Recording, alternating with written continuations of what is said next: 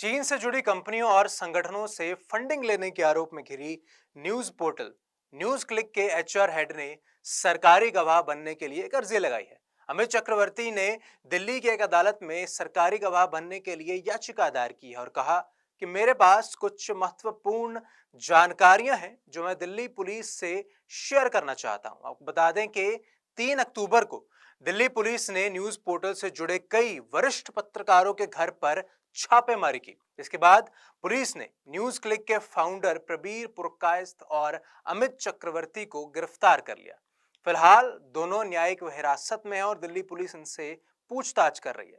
अब सवाल ये पैदा होता है कि हम ये देखेंगे कि इस पूरे मामले के तार क्या सिर्फ दिल्ली तक जुड़े हैं या चीन के साथ और कौन से मुल्क इस पूरे मामले में जुड़े हुए हैं।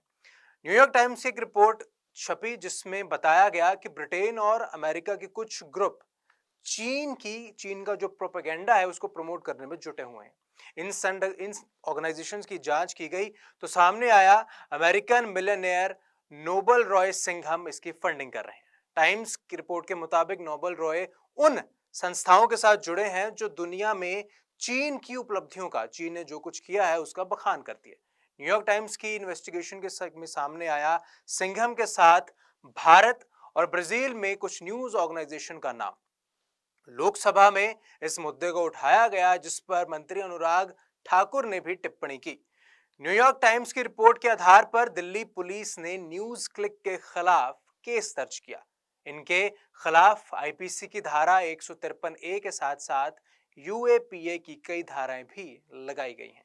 दिल्ली हाई कोर्ट ने न्यूज क्लिक के editor in chief Prabir Purkayastha को नोटिस दिया। दिल्ली पुलिस ने न्यूज क्लिक से जुड़ी 30 से ज्यादा लोकेशंस पर छापेमारी की और ये बात सिर्फ यहीं तक खत्म नहीं हुई। पुलिस ने बताया कि 9 महिलाओं समेत 46 लोगों से पूछताछ भी की गई जिनमें पत्रकार, बहुत वरिष्ठ पत्रकारों के नाम शामिल थे। इन पत्रकारों में से बहुत से लोग ऐसे हैं जिन्होंने नेशनल और इंटरनेशनल मीडिया में बहुत ज्यादा काम किया है।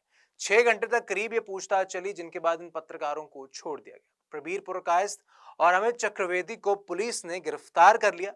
पुलिस को एक अमेरिकी करोड़पति नोबल रॉय सिंघम से लगभग 38 करोड़ रुपए की फंडिंग मिली है, जिस पर कम्युनिस्ट पार्टी ऑफ चाइना यानी सीपीसी की जो प्रचार शाखा है उसके साथ घनिष्ठ संबंध होने का आरोप लगाया गया। न्यूज क्लिक को बड़ी मात्रा में धन चीन के से भारत की प्रभुत्वता को खराब करने और देश के खिलाफ असंतोष पैदा करने के लिए लगाया गया था। इसमें यह भी आरोप लगा कि पुरस्कायस्थ ने People's Alliance of Democracy and Secularism एक पार्टी के साथ जुड़कर, एक संगठन के साथ जुड़कर 2019 में लोकसभा चुनाव के दौरान चुनावी प्रक्रिया को नुकसान पहुंचाने की भी एक बहुत गंभीर साजिश रची थी। चीन से संबंध यूएपीए तहत मामला दर्ज और अब सरकारी गवाह बनने की याचिका। न्यूज क्लिक मामले में भारत के कई पत्रकारों की जो प्रबुद्धता है, उनके आचार विचार पर सवाल जरूर खड़े किए हैं। लेकिन बात सिर्फ यहीं खत्म नहीं होती। इस बात को यह भी देखना है कि क्या चीन के लोग या चीन की जो सरकार है, जो पार्टी है डेमोक्रेटिक पार्टी, वो कम्युनिस्ट पार्टी, क्या उसका काम सिर्फ भारत में अपने अंश को फैलाना था?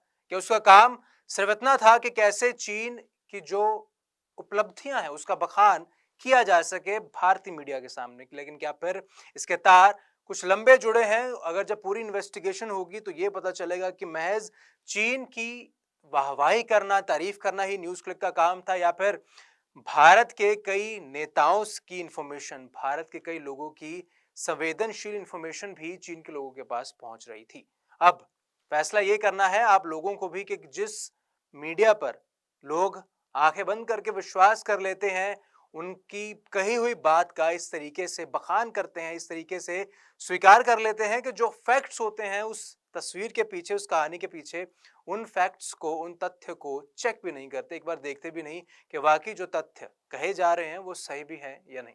इसलिए अंत में सिर्फ इतना ही कहना चाहूंगा कि बिका हुआ पत्रकार, डरा हुआ विपक्ष और सहमी हुई आवाम लोकतंत्र के लिए तीनों खतरनाक है। इसलिए आप कुछ भी काम करें, कुछ भी अपनी एक टिप्पणी करें, अपना एक तथ्य खोजें, खोज कर ही आप किसी काम को लेकर बैठें, तभी आपका काम पूरे तरीके से सही माना जाएगा। लेकिन अगर आप सिर्फ मीडिया की रिपोर्ट की मानेंगे या फिर एक मीडिया रिपोर्ट से आपने कोई खबर सुनी, उसके आधार पर आपने अपना फैसला बना लिया, उस फैसले को आपने सोशल मीडिया पर फैलाया, तो शायद कहीं न कहीं ये आप लोगों की भी गलती है।